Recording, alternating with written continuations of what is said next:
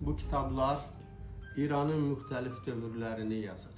Müxtəlif dövrlərindən bəhs edir. Elə kitab var ki, o bilavasitə İran tarixini, yəni tarix kitabı, deyək ki, Cəmil Həsənlinin kitabı. Bu isə Pəhləvi hökuməti dövründə insanların həyatını yazır.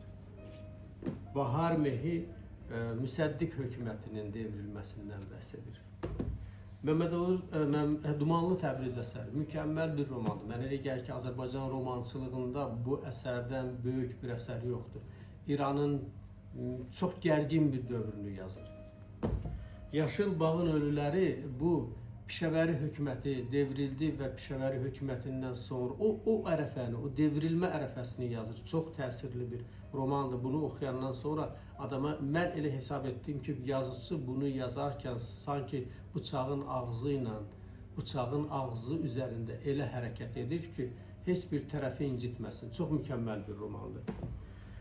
Savalanın göz yaşları, bu da İranın məsələ Pişəvəri hökuməti dövründən sonra, devriləndən sonra orada qalan insanların, ailələrin həyatından bəhs edən faktlar əsasında yazılmış dəhşətli bir kitabdır.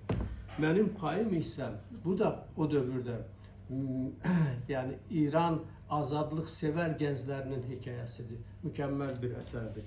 Qorxulu Tehran və bu Tehranın daha qədim dövründən bəhs edən bir kitabdır. Bu isə məhz yeni hökumətin dövründən bəhs edən, yəni bu hökumətin hakimiyyətə gəlməsi, İslam hakimiyyəti dövründən bəhs edən bir kitabdır. Üz qapağından göründüyü kimi. Uğur olsun, İranı daha yaxından tanımaq istəyirsinizsə, mütləq onun ədəbiyyatına başvurun. Siz orada həqiqi İranı görəcəksiniz. Uğur olsun.